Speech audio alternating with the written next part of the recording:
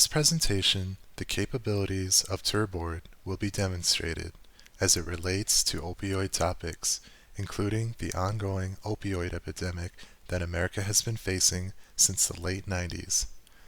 Data that is presented here has been taken from multiple government sources, including the CDC, Medicaid, Census Bureau, clinicaltrials.gov, and FDA Adverse events. Therefore, we have gathered the figures of opioid overdose deaths beginning from the late 90s up until present day. When we look at the increase in deaths from 2015 to 2016, it further illustrates the significance of the opioid epidemic. In the map below, we can take a more detailed look at the death figures by each state. As you might notice, the region most affected by the crisis appears to be the Northeast region. Below the map, we have also provided a pivot table. This table displays each state's yearly death figures. We will now take a look at the people most affected by the opioid crisis through attributes such as GDP per capita, opioid claim count/claim percentage, and education level. If we look at our chart, we notice that as GDP rises, the claim percentage falls, and vice versa. If we change the attribute GDP to level of education, we notice the same thing as well. We can also filter by selecting a specific state on the map. This allows us to make comparisons to national averages. We are now looking at the change in number of deaths during the peak of the crisis. This would be for the years 2016 and 2017.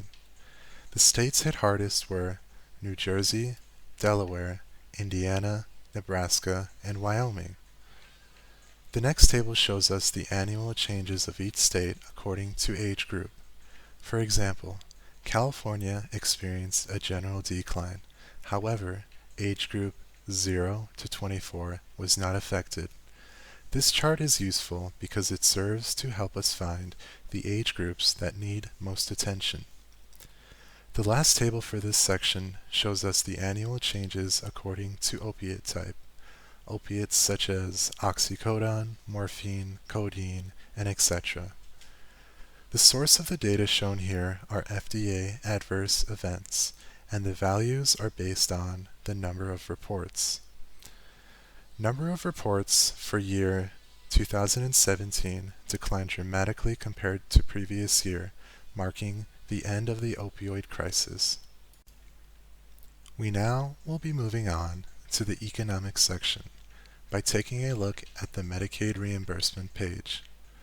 Medicaid reimbursement refers to the payment given directly to the provider for a service rendered. Here in the chart, the size of the bubbles represent the amount of units reimbursed. Because the reimbursement amount increases to the right, their expansion is natural. However, Ohio has grown more than expected. This might be because there are fewer reimbursements per unit in Ohio, so it reimburses a cheaper type of opiate. This also might explain the cause of higher deaths in Ohio. Our next chart displays Medicaid reimbursement and non-Medicaid reimbursement values. For example, we see that New York bought the majority of its drugs without receiving reimbursements. We are now taking a look at one of the more popular opioid drugs, Oxycodone, and its sales per state. The market leader for prescription opioids is Purdue Pharma, who also formulated Oxycodone. But since Purdue is not a public company, it does not share periodic reports, so we do not have sales information. Our Oxycodone sales information was obtained from an API company report. For this reason, our data contains information in kilograms. If we look at our chart, we can see that in 2014, Delaware had the highest amount of sales. However, this might be misleading because Delaware has a relatively low population. The second state with the highest amount of sales is Tennessee. In the previous graph, under the people page, we saw that it was under the upper levels. Opioid claim count and claim percent are high, which might explain the high sales of Oxycodone. The next graph shows the sales of commonly prescribed opioids. One thing we notice when looking at this graph is the sharp decline in sales of the opioid subsys. As a result of this decline, its manufacturer, Incy's Therapeutics, had declared bankruptcy in 2019. Also, when examining this graph, it's important to note that synthetic-based opiates represent the vast majority of sales. From this point of view, the crisis provides opportunity for opium-based products such as Embeda to enter the market.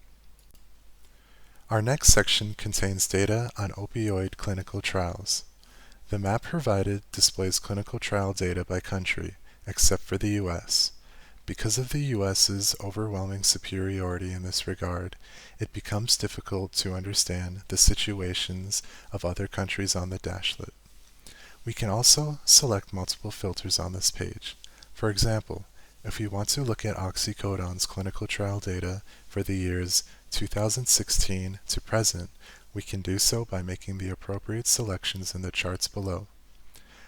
When looking at our map now, we can see that Oxycodone has attracted the attention of China, France, and Northern Europe.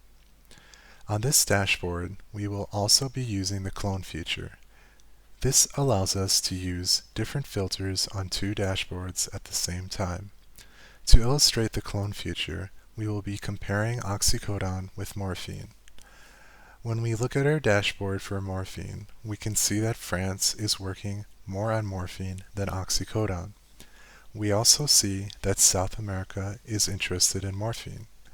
We can also filter by phase, study type, gender, and etc. Our last dashboard includes adverse events reports, which are data shared by the FDA. We can filter this data by age group, age, drug name, year, manufacturer, and etc. If we want to look at the deadliest opiate, we should select death as the response in the table to the right. As a result of filtering the deadliest opiate, the graph below shows us that fentanyl resulted in the highest number of reports, followed by morphine. And if we look at the graph at the bottom of the page, we can see the death reports by year. In 2015, fentanyl reports stand out. Now let's choose age group as our new filter and select adults. The death figures here seem to be more directly related to the drug and its use, whereas other age groups appear to be more unconscious users. Again, if we look at the graph at the bottom of the page, we see that in 2013, morphine figures appear to be above normal. So based on this filtering and FDA data, we can give examples of fentanyl and morphine being the most deadliest opiate.